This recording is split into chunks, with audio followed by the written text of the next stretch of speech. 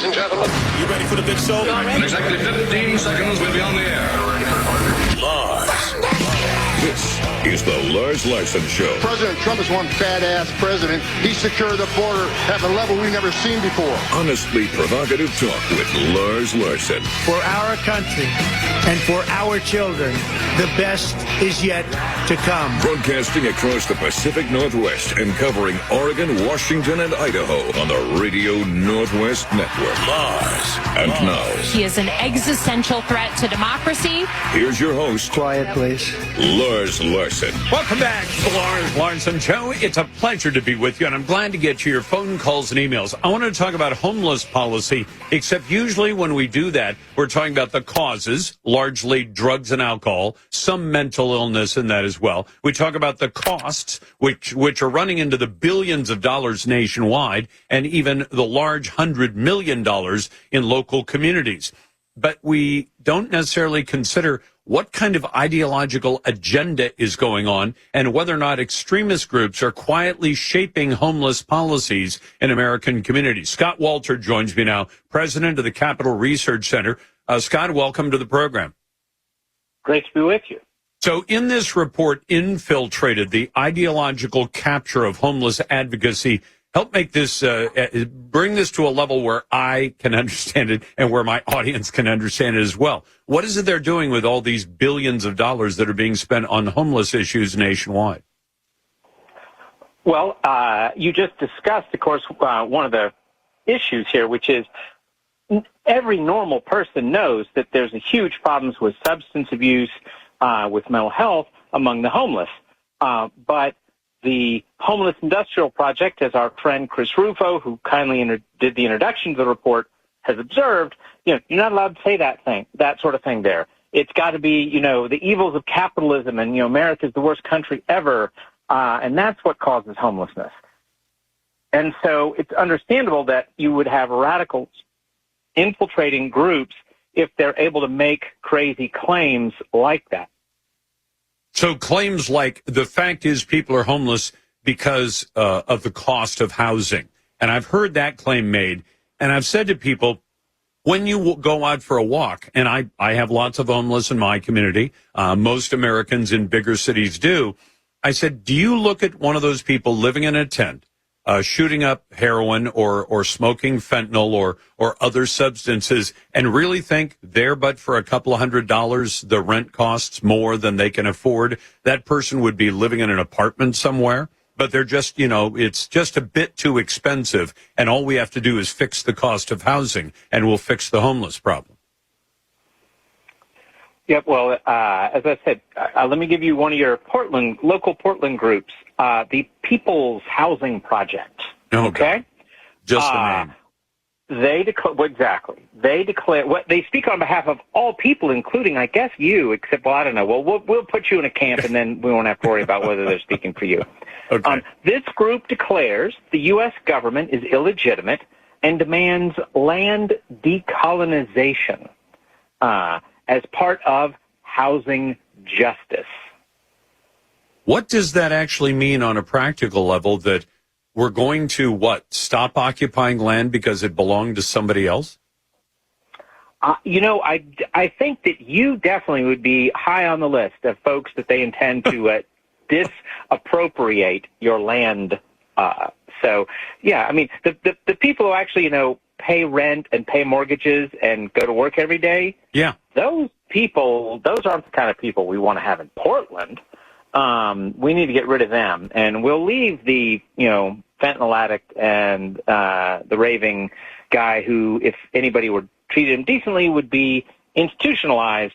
We're going to let them have your land. And they're going to do what with it? Because that's part of the problem.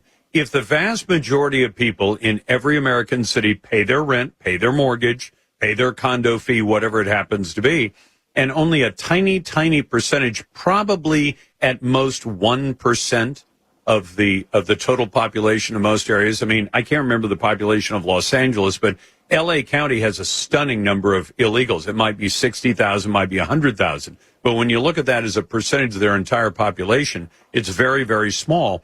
That somehow we're going to fix the problem if we just kick out people who are paying their rent or their mortgage and hand their land or property over to somebody who's currently living in a tent because that'll fix it all?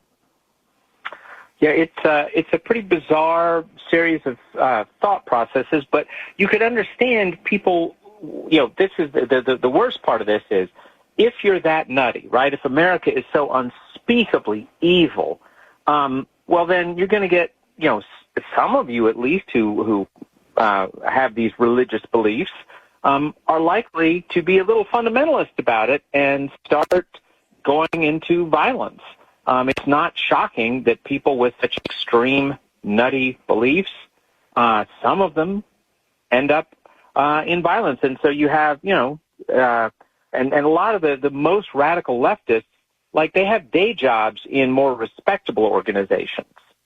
So, including and in fact, are taxpayers going to end up, are we currently footing the bill for some of these radical non-governmental organizations that go out and say, give us some money, we'll help you address the homeless problem, and then they take the money and apply it to advance their own ideology, which you just said. One of them is anti-colonial, one is, I'm sure, indigenous peoples and land appropriation or expropriation, things like that. So the taxpayers are funding their ideological cause without even realizing it. That is exactly right. That, ordinary people feel sorry for folks who are addicted, who are suffering mental illness. You should. These persons feel sorry, should want to help them. And that's why politicians can get away with saying, oh, we're going to use this money to help the homeless.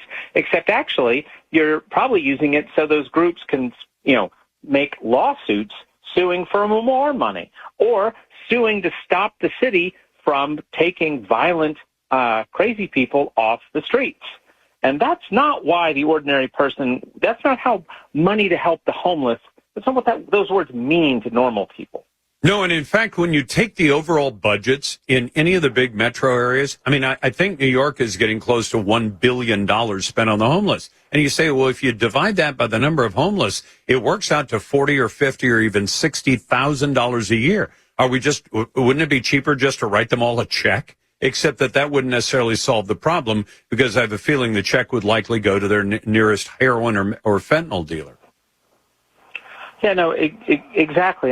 This is not an easy thing to deal with, and the people who actually provide direct services to the poor and struggling, deserve support. Yep. But the folks who are just going to sue the government to keep the cops from enforcing the law and things like that, they don't need our tax dollars.